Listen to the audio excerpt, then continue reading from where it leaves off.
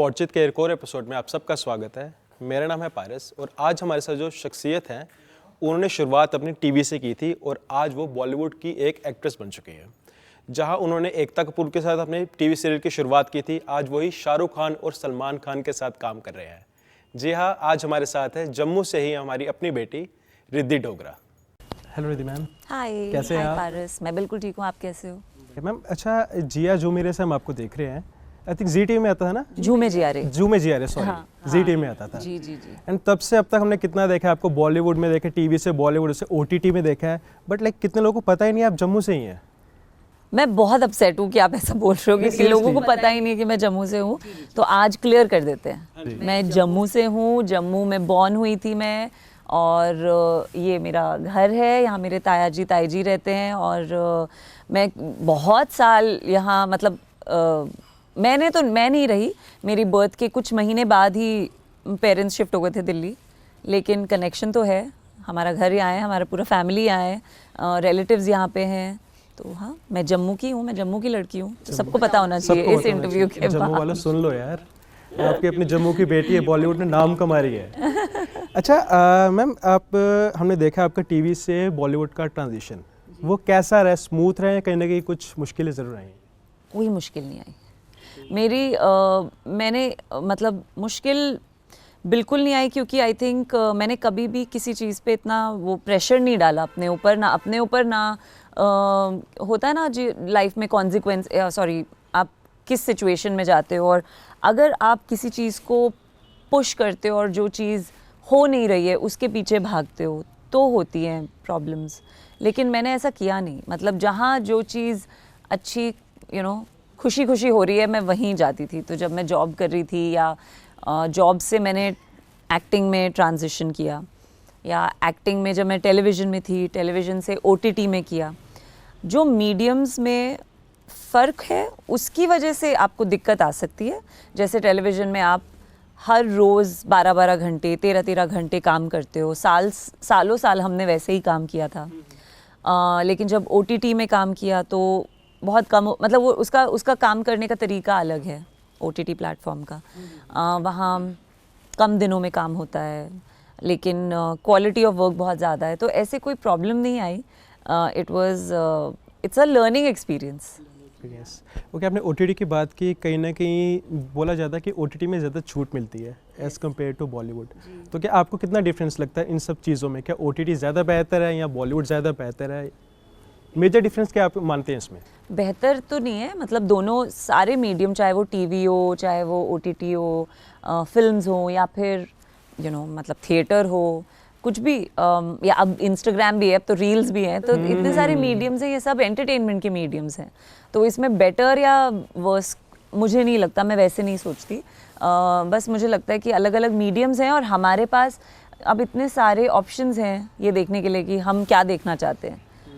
कोई TV serial भी देखना चाहता है, कोई यूट्यूब पे कंटेंट देखना चाहते हैं, या ओटीटी प्लेटफॉर्म पे सब्सक्रिप्शन पे करके आप कंटेंट देखना चाहते हो। So it's up to you, या आप टिकट खरीद के पिक्चर देखना चाहते हो। आजकल यूट्यूब में वेब सीरीज आना स्टार्ट होगी। ऑफ कोर्स, यूट्यूब में यूट्यूब चैनल्स बनने लग गए हैं जिसमें अब सीरियल्स आते हैं। तो हाँ, सो हर चीज़ अच्छी है। और ये चीज़ होती है ज़रूर कि जैसे जैसे मीडियम्स, मतलब मैं एंटरटेनमेंट फील्ड से हूँ, सो उसमें जो मीडियम्स होते हैं उसके प्रोज एंड कॉन्स हो सकते हैं कि इसमें ये चीज़ अच्छी है, ये चीज़ बुरी है। लाइक टीवी में और एक होता है पॉइंट ऑफ व्यू दर्शक का, और एक होता है पॉइंट ऑफ व्यू जो हम लोगों का है, जो हम काम करते हैं उस फील्ड में।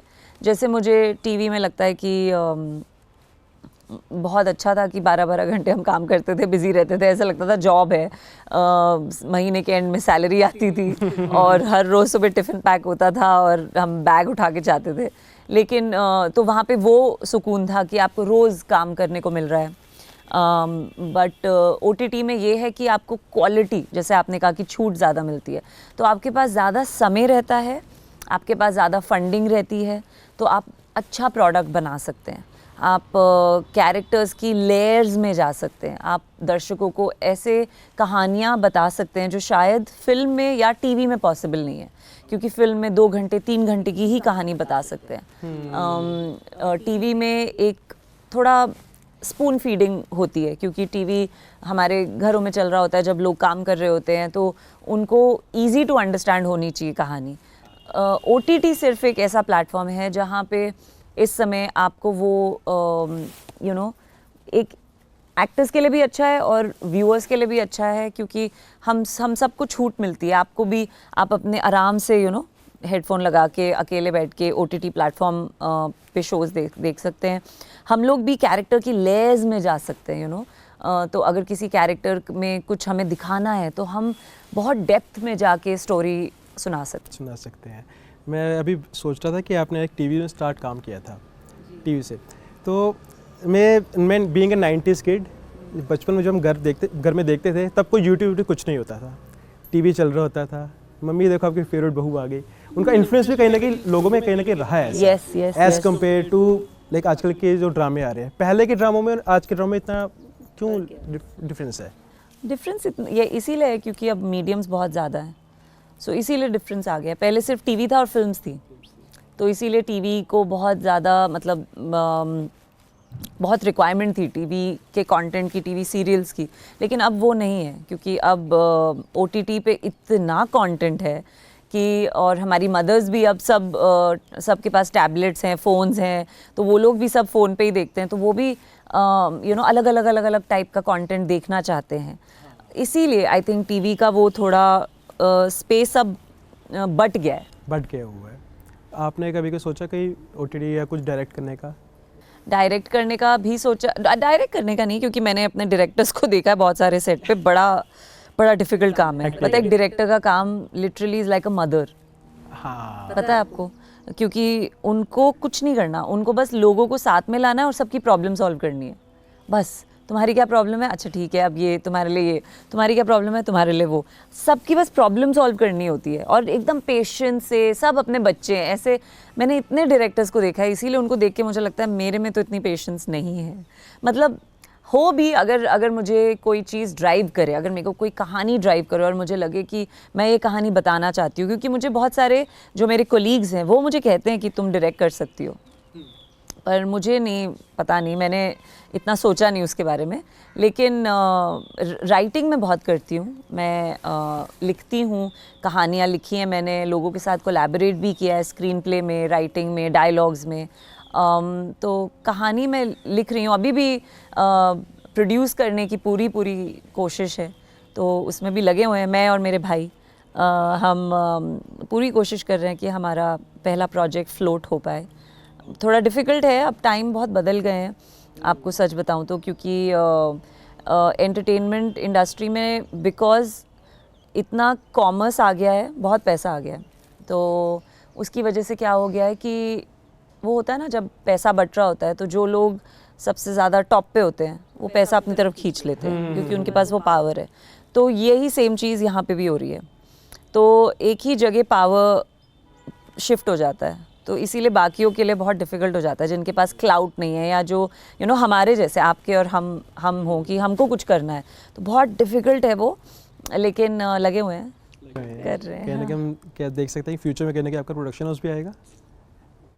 Fingers crossed. एंड जम्मू वालों के लिए जरूर अपॉर्चुनिटी करना प्लीज। यस, 100%।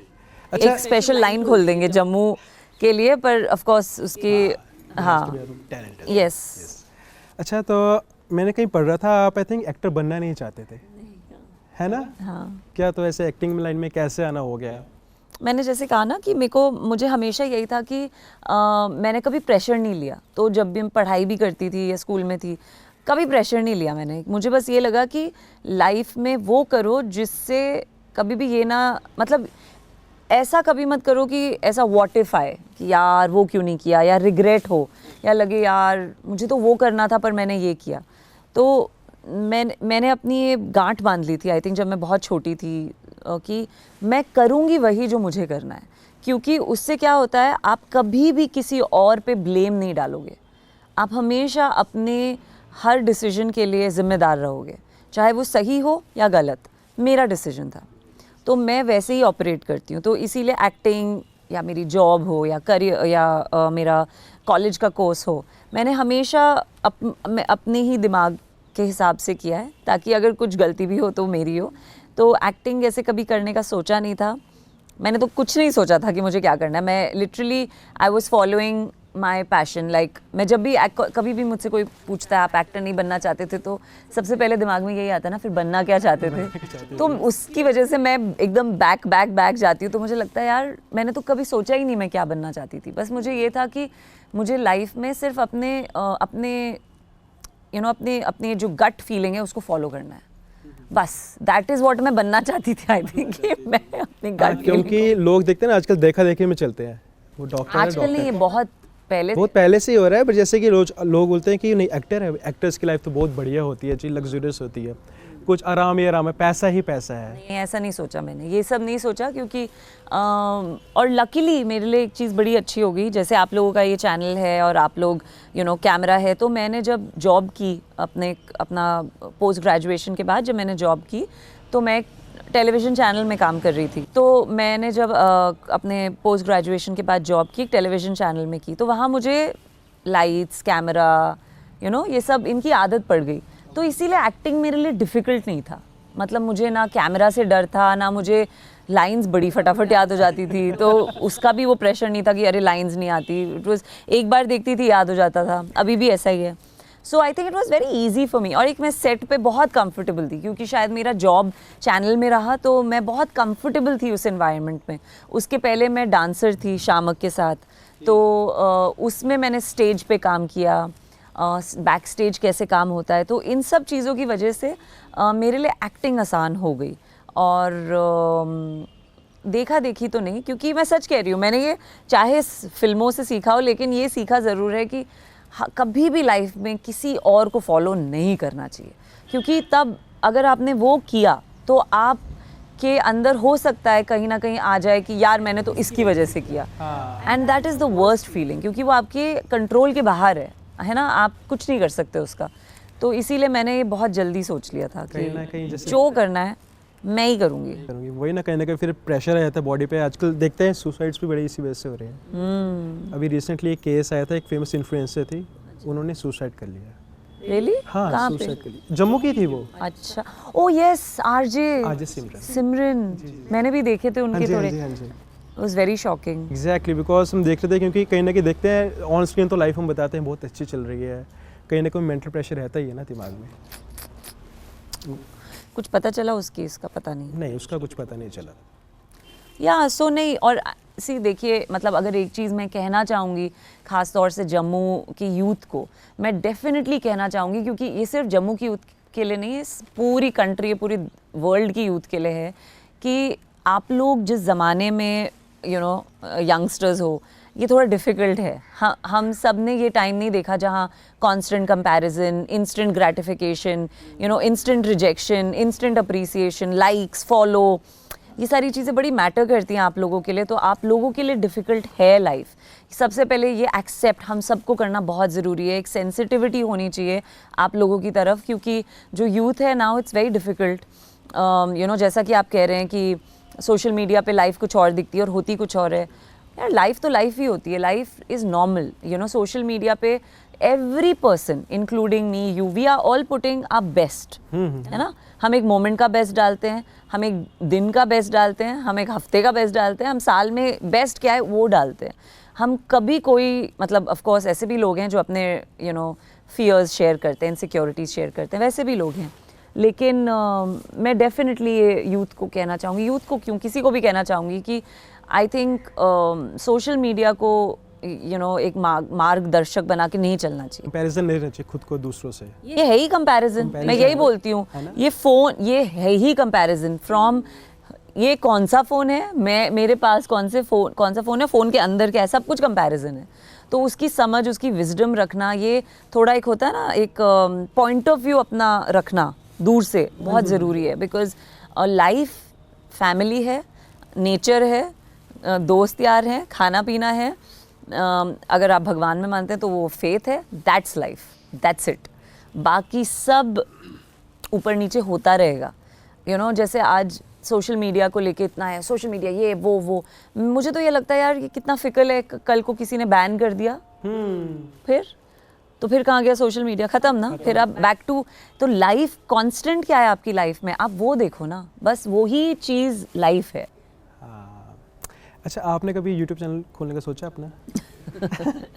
बहुत बार सोचा है और सोच में ही आजकल छोड़ मोस्ट के। ऑफ द बॉलीवुड एक्टर्स खोल रहे हैं यूट्यूब चैनल, जैसे आलिया भट्ट ने भी आई थिंक रिसेंटली अपना यूट्यूब चैनल खोला। उन्होंने काफ़ी, मतलब हाँ, सबने ही खोला होगा, और मैंने भी सोचा है। और सी इन सब चीज़ों के लिए, स्पेशली जब आपकी एक जॉब हो, लाइक मैं एक एक्टर हूँ, तो यू नीड अ टीम। तो मेरा इतना कुछ नहीं है, लाइक आई सेड, अगर मन करेगा तो मैं कर लूँगी, अभी नहीं, क्योंकि आई थिंक ऑल्सो इतने सारे यूट्यूब चैनल्स हैं और इतने लोग व्लॉग्स बनाते हैं, मैं क्या ही नया डाल दूँगी जो कोई और नहीं कर रहा। अच्छा, आप यू बीइंग एन आउटसाइडर, आपने कभी लाइक ऐसे बोला जाता है बॉलीवुड में नेपोटिज्म एंड ऑल, कभी आपने फेस किया ऐसा कुछ?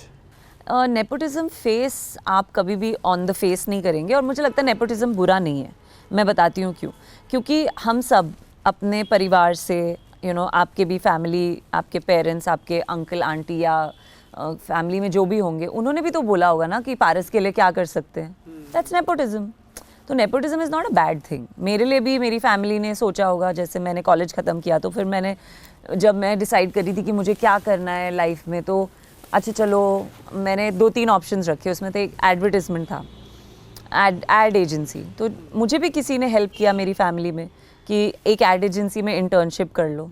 तो वो नेपोटिज्म, फेवरेटिज्म, नेपोटिज्म, ये वर्ड्स कर लो, लेकिन आई थिंक प्रॉब्लम नेपोटिज्म से नहीं है हमारी इंडस्ट्री में। प्रॉब्लम है जब आप एक जो आपका अपना नहीं है उसको आगे बढ़ाने के लिए किसी दूसरे को रोक रहे हैं, वो प्रॉब्लमैटिक है। That is a problem. आप अपने लोगों को बढ़ावा दे रहे हैं, वो बहुत अच्छी चीज़ है, लेकिन आप उनको बढ़ावा देने के चक्कर में किसी और को छोटा कर रहे हैं या उनको स्पेस नहीं दे रहे हैं, दैट इज़ प्रॉब्लम। बाकी देखिए, इंडस्ट्री किसी एक की नहीं है, फिल्म इंडस्ट्री इट्स एवरीबडीज़। मैं आज आप भी तो बना रहे हैं, आपको तो रोक नहीं है, there is nobody stopping us from making content. So I don't, मैं इतना तवज्जो नहीं देती हूँ नेपोटिज्म। कहीं ना कहीं ये एक्सक्यूज़ भी, एज ए एक्सक्यूज़ भी लोग यूज़ कर सकते हैं। ये पता है, एक्सक्यूज से ज़्यादा ये ज़्यादा बात करने में मज़ा आता है, क्योंकि वो कंगना ने बात कर दी तो अब उसके बाद वो चलता ही जा रहा है। मुझे लगता है ये बात करनी छोड़ देनी चाहिए, और भी बड़ी इंपॉर्टेंट चीज़ें हैं लाइफ में। अच्छा, आपकी अभी कंगना से कुछ मीटिंग हुई है? मैं एक्चुअली अभी मिली थी जब मैं साबरमती रिपोर्ट पार्लियामेंट में दिखाई गई थी। हाँ जी। तो पीएम मोदी से मिले थे, तो वहाँ मिली थी मैं कंगना से। जी। तो लाइक कैसे पर्सन इन रियल कैसे हैं, जैसे मतलब मैंने तो उनको देख के बोला, मैंने कहा उन्होंने मुझे बोला, उन्होंने कहा आप पहाड़ी फीचर्स लगते हैं आपके। तो मैंने बोला मैं जम्मू से हूँ, तो उन्होंने कहा हाँ, लग ही रहा था कि हिमाचल से हैं वो। हाँ। तो तब मैंने उनको बोला, मैंने कहा आप इंस्पायर करते हो बहुत। तो उन्होंने सुना नहीं, मतलब मैंने बोला, उन्होंने I said listen to me, क्योंकि वो बोलती है ना कि मुझे अप्रिशिएट नहीं किया जाता, तो मैं अप्रिशिएट कर रही हूँ। तो मैंने बोला, I said you please listen to me, I am saying you are an inspiration and you inspired many people like us. तो she was very sweet, but उनको मिलके यही समझ में आता है कि वो बहुत हार्ड वर्किंग है और वो काम में विश्वास करती हैं। क्योंकि उन्होंने मेरा कॉम्प्लीमेंट भी उन्होंने सोचा कि हाँ ठीक है, प्यार से बोल रही है, बट उससे उनकी एक चीज़ ये समझ में आती है that she is very hard on her self, कि वो बस अपना काम करना चाहती हैं कि मैं अच्छा करूँ। तो अच्छा लगा उनसे बस वो है कि सामने बोल देते हैं, हाँ। चीज़ें सामने बोल देते हैं। हाँ। अच्छा, आपने पीएम मोदी की बात की, सबसे बड़ी इन्फ्लुएंसर जो इस टाइम माने जा रहे हैं अरे पीएम मोदी, उनसे मिलकर कैसा आपको लगा? बहुत अच्छा लगा, बहुत। कितने बॉलीवुड मिल रहे हैं, बॉलीवुड के सेलेब्स उनसे मिल रहे हैं जी। कि कहीं ना कहीं दिखता है, ऐसे ओरा आ जाता है एक बंदे पे वैसा। नहीं, बहुत अच्छा लगा, it was a very good meeting. और हमें बोला गया था कि सिर्फ 2 मिनट वो आपसे मिलेंगे, लेकिन वो 20 मिनट हमसे मिले और उन्होंने हमसे बात की, तो बहुत मज़ा आया। मतलब उन्होंने फ़िल्म के बारे में बात की, और जितेंद्र जी थे वहाँ पे, तो उनसे बात की। उन्होंने कुछ फिटनेस की बातें की आपस में, और बाकी बताया। मतलब उनसे बात करके डेफिनेटली उनकी बातें सुन के लग रहा था कि वो देश से सच्ची में बहुत प्यार करते हैं, क्योंकि हम सब के बीच में रह के, वहाँ कोई मीडिया नहीं था, वहाँ कोई कैमरा नहीं था, उनको आपको पता चलता है कि ही रियली प्राउडली एंड बहुत इंटेंसली वो देश से प्यार करते हैं। वो पता चला मुझे उनको मिल के। मतलब उन्होंने ऐसा कुछ दिखाया ही नहीं, लेकिन आपको समझ में आता है। ओके। अच्छा, पॉलिटिक्स से हट के बात करोगे, बॉलीवुड की बात करूँ, बॉलीवुड में आपका फेवरेट एक्टर कौन है? आई थिंक मुझे पता, हाँ, Shahrukh Khan. And I think आपने उनके साथ मूवी भी की थी, जवान। मैंने फर्स्ट डे फर्स्ट शो देखा था। अरे वाह। एंड जवान में जब मुझे पता है शाहरुख खान की मदर का रोल कौन कर रही है, अरे रिद्धि डोगरा जी हैं। कैसा, आपको तो क्वेश्चन तो बड़े होंगे, नहीं माँ का रोल कर रही है, शाहरुख खान की माँ का रोल कर रही है। आई थिंक बड़े लोगों ने पूछ भी लिया आप। ऑफ कोर्स सबने पूछा है, सबने ही पूछा है कैसे क्यों किया। एक्चुअली वो मैंने ऑनेस्टली, जैसे मैंने आपको बोला ना, मैं प्रेशर नहीं डालती। तो मुझे ऐसे लगता है वन लाइफ, मैं ये अपॉर्चुनिटी लूज़ क्यों करूं कि मुझे एटली और शाहरुख खान के साथ काम करने का मौका मिल रहा है, सेट पे काम करने का मौका मिल रहा है। ये ज़िंदगी का एक्सपीरियंस है और मैं यहाँ सिर्फ एक, मेरी आइडेंटिटी सिर्फ एक एक्टर नहीं है कि मैं एक एक्टर हूँ। I am a person, I am बहुत सारी और चीज़ें हैं लाइफ में। तो मुझे वो एक्सपीरियंस करना था कि सेट पे काम करते हैं। येस इट वाज, मैंने पहले ना भी किया था, मेरा पहले ना ही था कि नहीं मैं शाहरुख की मम्मी कैसे बन सकती हूँ। फिर एटली ने मुझे बताया कि नहीं आप गलत समझ रहे हो, उसमें आपका यंग रोल भी होगा, यंग पोर्शन भी होगा और पूरा समझ में आएगा कि क्यों, कैसे, वाई। और ये पूरा इंट्रीग ही इसीलिए है कि वाई इज दिस, लाइक मुझे लेने का मतलब ही ये था कि ऑडियंस में इंट्रीग आए कि ये कैसे इसकी मदर हो सकती है। हाँ। तो वो सेकंड हाफ में ओपन होता है कि अच्छा ये हुआ था, ये सारी कहानी थी। So I am very happy that I did it, क्योंकि वो एक्सपीरियंस मेरे लिए बहुत अच्छा था। आप सोचिए ना, एक सेट पे एक जगह एटली है, विजय सेतुपति है, शाहरुख खान है, इतने आप जिन लोगों को, हाँ दीपिका, आप जिन लोगों को देखते हैं और अप्रिशिएट करते हैं, वो सब लोग एक ही सेट पे हैं और काम कर रहे हैं। तो इट्स एन एक्सपीरियंस एंड मुझे लगता है कि अपने आप को इतना सीरियसली नहीं लेना चाहिए, ये मेरी सोच है। एंड आई थिंक आपका वो रोल भी कुछ छोटा मोटा नहीं था, मेन रोल था वो, मेरे जहाँ तक मैंने देखा है। Thank you so much. मतलब था तो छोटा सा ही रोल, लेकिन हाँ काफ़ी मेमोरेबल। जी जी जी जी। अच्छा, आपके शाहरुख खान के साथ पहले कोई मीटिंग हुई इससे पहले? मेरी शाहरुख से हुई थी एक्चुअली, हमारी मतलब जानते ही होंगे जम्मू की ऑडियंस की, मेरी बुआ की शादी अरुण जेटली जी से, जी जी, तो उनकी बेटी की, मेरी कज़न सोनाली जेटली, उनकी शादी पे मुलाकात हुई थी। बट वो सिर्फ ऐसे ही शादी में जैसे घर के बच्चे हैं उनसे मिल लो। अच्छा, तो दैट्स मेनली सेट पे ही सब। जी जी। सेट पे कैसे थे वो आपके साथ? वो बहुत अच्छे थे, बहुत ज़्यादा, मतलब उनसे सच्ची मैंने सीखा कि इतने बड़े ओहदे पे हैं वो, और all the wealth in the world, इतने पावरफुल हैं, सब कुछ है, लेकिन जब वो अपना काम कर रहे हैं, उनका काम है एक्टिंग, जब वो अपना काम कर रहे हैं, एक चाइल्ड लाइक क्वालिटी थी उनमें। ऐसा कभी भी नहीं लगा उनको देख के कि इन्होंने कितने साल काम किया है, या इनको सब पता है। उनको सब पता है, इतने साल काम करने के बाद हमें भी इतना कुछ नॉलेज आ जाती है, लेकिन उनमें मैंने एक बार भी वो नहीं देखा कि आई नो इट ऑल। वो अभी भी हमारे साथ, सबके साथ ऐसे ही बैठ के बात करते थे जैसे वो 18 ईयर ओल्ड बॉय हों, कुछ नहीं पता, और हाँ हाँ चलो गप्पे मारते हैं। और मुझे याद है ये कुछ पहला दूसरा दिन था मेरा शूट का, तो मैं थोड़ी क्वाइट थी, अलग अलग रहती थी। तो जो DOP थे उनका बर्थडे था और उनका केक कट रहा था, तो मेरे लिए तो सेकेंड डे ऑफ शूट था, लेकिन ये लोग तो काफ़ी समय से साथ में शूट कर रहे थे, तो मैं थोड़ा दूर थी कि तो मुझे स्पेशली बुलाने आए वो कि आओ वहाँ पे हम केक काट रहे हैं, विष्णु DOP विष्णु, उनका बर्थडे है तो हम केक काट रहे हैं, तो आओ। तो ये कोई ज़रूरत थी उनको करने की नहीं थी, लेकिन उन्होंने ऐसा किया। अच्छा, आई थिंक आप टाइगर 3 में भी थे। हाँ जी। टाइगर 3 में आपने सलमान के साथ आई थिंक कोई वो स्क्रीन प्ले वो तो नहीं किया, लाइक स्क्रीन शेयर की थी आप? नहीं, मैंने नहीं, उनके साथ स्क्रीन शेयर नहीं किया, क्योंकि उनके साथ तो मेरा शूटिंग का मतलब, मैं उनको शूट हमारा वो था एक एक्शन सीक्वेंस आप कह लीजिए। हाँ जी, हाँ जी। पर वो शूट अलग अलग जगह हुआ था, क्योंकि मेरा कैरेक्टर एक मॉन्यूमेंट की छत के ऊपर है और ऐसे कुछ था। लेकिन एक दो मिनट के लिए, क्योंकि वियना गई थी मैं उसकी शूट के लिए, तो वहाँ सलमान थे, तो तब मैं उनसे मिली थी। और ज़्यादा नहीं, बस हेलो हाय हुआ था, बस दैट्स इट। मैं प्राउडली बोल सकता हूँ शाहरुख खान ने सलमान के साथ जिसने काम किया, मैंने उनका इंटरव्यू किया है। यस जम्मू वाला देख लो। अच्छा, आपकी प्रोफेशनल लाइफ की तो बड़ी बात होगी, लाइक पर्सनल लाइफ आप दोनों में डिफरेंशिएट कैसे करती है, लाइक कहीं ना कहीं टाइम अपने लिए कैसे निकाल पाती हैं? जैसे भी आप जम्मू आए हो, टाइम निकालना क्या बिंग इन बॉलीवुड मुश्किल है या निकल जाता है टाइम? देखिए ऐसा है कि बॉम्बे शहर जो है ना, वो एक बबल है, तो बॉम्बे में यस, मैं सिर्फ हमारी इंडस्ट्री को नहीं, मैं बॉम्बे को बोलूँगी कि बॉम्बे एक बबल है, तो वहाँ से उस बबल से निकलना हो जाता है डिफ़िकल्ट, क्योंकि वहाँ इतनी, मतलब यहाँ कितनी शांति है, सोचो कितना सुकून है, वहाँ ऐसा नहीं है, वहाँ सब भाग रहे हैं। तो अगर आपको वहाँ रहना है, आपको भी भागना पड़ेगा।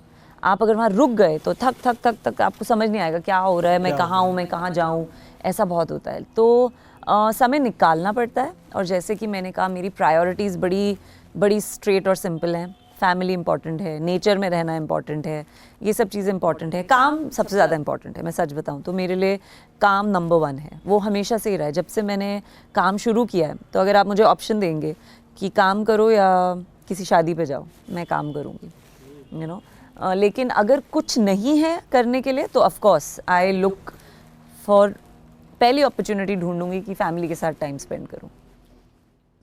अच्छा, आपने कभी तमिल इंडस्ट्री में काम करने का सोचा? नहीं, पर शायद इस साल करूंगी, इस साल शायद हो जाए, बात चल रही है कुछ चीज़ों की, तो शायद इस साल। अच्छा, थोड़ा सा कंट्रोवर्शियल टॉपिक पे आते हैं। बॉलीवुड में कुछ टाइम पहले चला था एक मूवमेंट, मी टू मूवमेंट। हाँ, मी टू मूवमेंट पे आपकी क्या राय है? क्या ये रियल में है, नहीं है, जस्ट फॉर दी नहीं रियल में तो है ही। देखो इन बॉलीवुड, इन बॉलीवुड ऑफ कोर्स अब हर जगह है, ऐसा सिर्फ बॉलीवुड में नहीं है, हर जगह। किस जगह नहीं है, you know. Me Too movement देखिए एक नाम है जो वेस्ट ने दिया है, क्योंकि उन्होंने वहाँ पे, मतलब मी टू का कॉन्सेप्ट क्या है मैं बताती हूँ। उसका कॉन्सेप्ट ये है कि एक कुछ बहुत पावरफुल लोग थे हॉलीवुड में, जिन लोगों ने कुछ लड़कियों के साथ अत्याचार किया या दुर्व्यवहार किया, और उनको हैरिस किया, मे बी सेक्सुअली उनको थोड़ा वो किया, एडवांसेस दिए या ऐसा कुछ किया। तो अब बिकॉज दे वर पावरफुल, तो ये लड़कियां बोल नहीं पा रही थी। ओके, तो एक ने बोला, एक ने हिम्मत की, दूसरी ने हिम्मत की, that's why it was called Me to.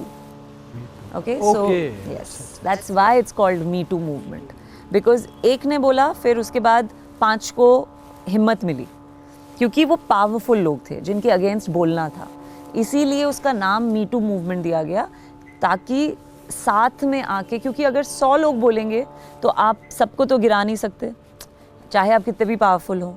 That's why it was called the Me Too movement. So Me Too movement, देखिए ये मैं स्पेसिफिकली सिर्फ इसको नाम नहीं दूंगी, मैं कहूँगी कि जहाँ पे भी औरतों की इज़्ज़त नहीं होती, लड़कियों की इज़्ज़त नहीं होती, या आपको लगता है कि हाँ इनसे तो ऐसे ही ट्रीटमेंट करनी चाहिए, या तो वहाँ पे ये होगा ही। And it's not just the industry, it's everywhere, हर जगह। कॉर्पोरेट ऑफिसेज में भी होता है, यू नो। और बहुत अच्छा हुआ मेरे ख्याल से मी टू मूवमेंट के बाद, जो हॉलीवुड में मी टू मूवमेंट हुआ, उसके बाद पूरे दुनिया में ट्रिकल डाउन हुआ उसका इफेक्ट, और यहाँ पे भी लोगों ने बोलना शुरू किया, यहाँ पे भी आवाज़ उठाई लोगों ने, यू नो। और देखिए वो हाईलाइट सिर्फ इंडस्ट्री का इसलिए होता है क्योंकि हम इंडस्ट्री, एक ग्लैमरस इंडस्ट्री है, आप यहाँ पे एक्टर एक्ट्रेसेस को देखते हैं, स्टार्स हैं, तो इसीलिए यहाँ वाली बातें थोड़ी ज़्यादा सुनते हैं लोग, क्लिक बेट बन जाता है वो एक न्यूज़ चैनल के स्क्रीन पे। सो वो सारी चीज़ें हैं, बट ऐसा नहीं है कि सिर्फ इंडस्ट्री में। आप देख लीजिए how people think about women when you go out on the street, तो लोग कैसे ऑगल करते हैं या कितनी रिस्पेक्ट से देखते हैं, वो आपको उसी में पता चल जाएगा कि Me Too movement is everywhere, it's not just in the industry. And कहीं ना कहीं कास्टिंग काउच का भी सुना गया बड़ी बार। कास्टिंग काउच भी ये है सही में? देखिए कास्टिंग काउच ना, उसके लिए मैं इसकी बात करना बहुत ज़रूरी है, बिकॉज स्पेशली बिकॉज जम्मू अब ऐसे शहर में, आप बॉम्बे से इतना दूर हैं, तो एक चीज़ कास्टिंग काउच की ये है, क्योंकि मैं भी तो एक्टर बनी हूँ, मेरे साथ तो कभी नहीं हुआ। क्यों नहीं हुआ? इसलिए नहीं हुआ क्योंकि I was always very sure of my self, ठीक है। तो मैं किसी को नहीं बोल रही कि आप मुझे बताओ मैं सही हूँ या गलत हूँ, मैं ठीक हूँ ना, मैं बन सकती हूँ ना एक्ट्रेस, आप मुझे वैलिडेशन दो। आप अपनी पावर कभी किसी को मत दो। तो कास्टिंग काउच कोई कर ही नहीं सकता आपके साथ, क्योंकि जहाँ, और वो मेन लड़कियाँ हो या लड़के हों, दोनों के साथ होता है ये, बॉम्बे में भी होता है। मैंने बहुत सारे अपने दोस्तों से सुनी है कहानियाँ, मैन ऑल्सो, यस सो वो तभी होगा अगर आप कैरिड अवे हो जाओगे, या आप अगर आपको गट फीलिंग अच्छी नहीं आ रही है फिर भी आप बोलोगे नहीं लेट्स पुश इट, तो वो नहीं करना चाहिए एंड बहुत सारे बार ये भी देखा है मैंने कि बहुत सारी लड़कियां ना they want to be told कि हाँ तुम हीरोइन बन सकती हो, Okay. या तब आती हैं ये चीज़ें जब आपको किसी की आपको कॉन्फिडेंस किसी और से चाहिए, तो क्योंकि आप अपने पे भरोसा तो रख ही नहीं रहे हो। कि शॉर्टकट्स का भी ये जो लेने के चक्कर में चले जाते हैं। देख वो जो शॉर्टकट्स है वो तो इट्स वो दोनों तरफ से है, मतलब शॉर्टकट का मतलब यही हुआ ना कि उसमें तो the girl will also be involve, हाँ। तो वो कास्टिंग काउच नहीं है, नहीं कास्टिंग काउच वो सोची समझी साजिश है साजिश है, क्योंकि या जो भी कह लो। बट कास्टिंग काउच तब होता है जब आपको फंसाया जाता है, तो मैं यही कहूंगी, और आज के ज़माने में तो फ़ोन्स हैं यार, कोई आपको फंसा नहीं सकता, क्योंकि जैसे आप लाइव चले जाओ। लाइव चले जाओ, सही बात है, क्योंकि ऐसे पेरेंट्स होते हैं ना आजकल नहीं भेजते बच्चों को अपने, खासकर लड़कियों को, नहीं बॉलीवुड नहीं, बड़ी गंदी इंडस्ट्री है, कहीं भी इंडस्ट्री बोले नहीं इधर नहीं जाना, ऐसे होता है वैसा, लड़कियों के लिए सेफ नहीं है, तो कहीं ना कहीं ये बात उठानी भी ज़रूरी है। बिल्कुल ज़रूरी है, और मैं इसीलिए कहूँगी क्योंकि मैं भी एक बिल्कुल नॉन फिल्मी बैकग्राउंड, हमारा कोई कनेक्शन नहीं, मेरे भी पेरेंट्स सिंपल लोग, हम यहाँ से हैं देखिए, लेकिन वो कॉन्फिडेंस मैंने ही दिया अपने पेरेंट्स को कि I will always be mindful, मतलब मुझे nobody can take me for a ride, और एक तो होता है ना, एक डेस्परेशन नहीं होना चाहिए कि ये करना है, कुछ नहीं करना भाई, लाइफ जियो, खुश रहो। और मैं सब लड़कियों को ये बोलना चाहूँगी कि प्रेशर सोशल मीडिया इंटरनेट का प्रेशर छोड़ दो यार, हम सब देख रहे हैं कि क्या हो रहा है, जैसे आपने भी कहा जम्मू की एक इन्फ्लुएंसर ने सुसाइड किया, we don't know what the reason is, may God bless her soul, लेकिन यही कहना चाहूँगी मैं कि ये ज़माने में अपनी क्लैरिटी ऑफ थॉट रखो, और ये अपने पे विश्वास रखो कि ठीक है, अगर आपने सोचा कि यार मेरा तो ड्रीम है और मुझे एक्टर बनना है, चलो किसी का अगर सपना है उसके लिए मैं कुछ भी कर सकती हूँ या कर सकता हूँ, लेकिन अगर आप अपने मॉरल्स, प्रिंसिपल्स, वैल्यू सिस्टम को नहीं आप गिव अप करना चाहते, don't do it, nothing should be bigger than your morals, nothing, क्योंकि एक बार आपने अपने मॉरल्स छोड़ दिए ना, तो फिर आपने अपनी सोल छोड़ दिया, आपका वो सोल के साथ ना साथ छूट जाता है, रूह होती है ना, वो रूह को छोड़ना नहीं चाहिए, हाँ उसको साथ में लेके चलना चाहिए, तो जहाँ मॉरल कॉम्प्रोमाइज़ हो रहा है वहाँ से यू टर्न ले लो, nothing is more important than your dignity. अच्छा, मैं कहीं पे पढ़ रहा था कि आई थिंक आपके 6 से 9th क्लास के बीच में आपके कहीं बुली हुए थे आप, आई थिंक बाय टीचर, क्या था उसके बारे में थोड़ा सा बताइए। आई थिंक वो देखिए अब बहुत ज़्यादा अब बहुत डिफरेंट है ज़माना, हमारे टाइम पे तो कैसा होता था, टीचर्स कैसे बात करती थी हमसे, इतनी मतलब कुछ समझते ही नहीं थे, सिर्फ वो 4 बच्चे ही होंगे क्लास में जो बड़े ख़ास हैं, बाकी सब बेवकूफ़ हैं, तो ना देखा जैसे मैं अगर अपनी बात करूं तो मुझे सबसे ज़्यादा अप्रिशिएट मेरे स्कूल में मेरी डांस टीचर ने किया था, तो कहीं ना कहीं अब उसका मतलब आप 2 तरीके से देख सकते हैं, ओके डांस टीचर ने अप्रिशिएट किया इसीलिए आज ये परफॉर्मिंग आर्ट्स में है, या फिर परफॉर्मिंग आर्ट्स में ये बहुत अच्छी थी इसीलिए डांस टीचर ने अप्रिशिएट किया और देखो फाइनली ये परफॉर्मिंग आर्ट्स में ही अपना करियर बना रही है। लेकिन मोस्ट स्कूल्स बैक देन, जब मैं 90s में मैं स्कूल में थी, तब कोई सोचता ही नहीं था कि अगर ये एकेडमिकली अच्छी नहीं है या स्पोर्ट्स को भी बढ़ावा दिया जाता था कहीं हद तक, लेकिन आपको एक वो जो जनरल वो होती है ना, एक जनरल अंडरस्टैंडिंग कि मतलब एक जो दिमाग खोल के ओपन माइंडेडनेस होती है कि देर आर मोर, एक बच्चा बहुत कुछ कर सकता है, सब लोग टॉपर थोड़ी बनेंगे, तो इसका मतलब ये थोड़ी कि आप जो जो मे बी एवरेज स्टूडेंट्स हैं आप उनको ऐसे ट्रीट करोगे, या जो थोड़े नॉटी हैं, मैं नॉटी थी, मैं थोड़ी आई वुडेंट से मैं ऐसे कुछ ब्रैश चीज़ें नहीं करती थी, इनफैक्ट मैंने यही अपने टेड टॉक में बात की थी इसके बारे में कि मुझे तो समझ ही नहीं आता था टीचर्स मुझे बुली क्यों करती हैं, क्योंकि मैं तो बहुत ही ज़्यादा सिंपल, बहुत ही क्वाइट, बहुत शाय, मैं तो वैसी थी, सिर्फ डांस करती थी मैं, that was the only thing I did, और ये अब बड़े होके मुझे समझ में आता है कि ये बहुत गलत किया था उन्होंने, and it was bullying, because अगर बुलिंग नहीं होती ना, अगर मैं सच में कुछ गलत कर रही होती तो they would have called my parents, है ना, कि ये स्टूडेंट ऐसी है, ये वैसी है, ये ऐसा करिए। कभी नहीं बुलाया उन्होंने मेरे पेरेंट्स को। तो उससे आप क्या कर रहे हो, आप बच्चे में कन्फ्यूजन पैदा कर रहे हो कि why am I being scolded, why am I teachers talking to me like this. And सच मानिए अब मतलब इतने सालों बाद, now that I am you know अपना एक करियर व्हाटएवर काम किया है, अब आपको वही स्कूल अप्रिशिएट भी करता है। अब बोलते हैं हमारे स्कूल से हमारे स्कूल किया है, अच्छा लगता है कहीं ना कहीं। ऑफ कोर्स अच्छा लगता है, ऑफ कोर्स बहुत अच्छा लगता है। अच्छा, साबरमती एक्सप्रेस की बात करूँ, आपने जब साबरमती रिपोर्ट, साबरमती रिपोर्ट, उसकी बात करूँ तो कहीं ना कहीं जब फिल्म बन गई, कहीं ना कहीं उसको लेकर कंट्रोवर्सी भी हुई थी। तो उस कंट्रोवर्सी को आपने कैसे झेला? क्योंकि वो बोला था कि किसी पार्टी की लाइक इमेज सुधारने के लिए है। अच्छा वो नहीं, कुछ नहीं। आप फिल्म देखेंगे तो आपको समझ में आएगा, it's a very balanced film, it's not कुछ झुकी हुई नहीं है एक तरफ या ऐसा कुछ नहीं है, बैलेंस्ड अप्रोच। और देखिए हमने जर्नलिस्टिक पॉइंट ऑफ व्यू से फिल्म बनाई है। अब ये जो दुर्घटना हुई थी ये पॉलिटिकल थी उस टाइम पे, तो वी कांट, हम जर्नलिस्टिक पॉइंट ऑफ व्यू से बता रहे हैं। हम बता रहे हैं कि हम आपको ये बताने की कोशिश कर रहे हैं कि मीडिया हाउसेस जहाँ पे पावर सेंटर्स होते हैं, यू नो, जैसे दिल्ली के मीडिया हाउसेस हों जो मेन आपके 5 बड़े news channels and all of that, तो वहाँ क्या होता है, पावर स्ट्रगल जहाँ होती है या पावर ड्राइव जहाँ होता है, वहाँ किस तरीके से काम होता है, वहाँ कैसे बात घुमाई जाती है, अपने मतलब की बात कही जाती है, या उनको कहाँ से इन्फॉर्मेशन आती है कि आप ये बोलो, आप ऐसे करो। That is what the film is about. तो वो अगर तब यू नो अगर वो तब के लिए था तो आज के लिए भी है।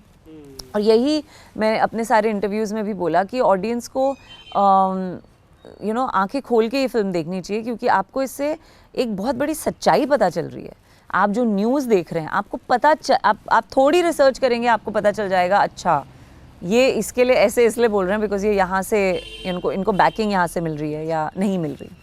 ओके, अच्छा मैम, जाते जाते एक क्वेश्चन पूछना चाहूँगा, क्वेश्चन एक मैसेज आपसे चाहूँगा कि जो लड़कियों के लिए, खासकर लड़कियों के लिए जो एस्पायरिंग एक्ट्रेसेस हैं, आना चाहती हैं इस फील्ड में, उन्हें किस चीज़ का डर रखना चाहिए या आराम से आएँ? उनके घर वालों को आप क्या मैसेज देना चाहेंगे? मैं यही मैसेज देना चाहूँगी कि सबसे पहले तो अगर आप एक्टिंग करना चाहते हैं तो please do it for the right reasons. It should not be done for fame, glamour, money. इन सब चीज़ों के लिए अगर आप एक एक्टर बनना चाहते हैं तो ये गलत डिसीजन है। अगर आप एकदम रैंक आउटसाइडर हैं, मतलब अगर आपका कोई कनेक्शन है तो यू नो मैं नहीं बोलूँगी, because then you will have a road map कि मैं ये करूँगी, वो करूँगी, ऐसे करूँगी, वैसे करूँगी। लेकिन आप एकदम आउटसाइडर हैं तो you should only act if your desire is to act, कि मुझे एक्टिंग करनी है, मुझे you know film making process का पार्ट होना है, या मुझे यू नो अलग अलग किरदार निभाने हैं, या मुझे परफॉर्म करना है, व्हाटएवर यू नो।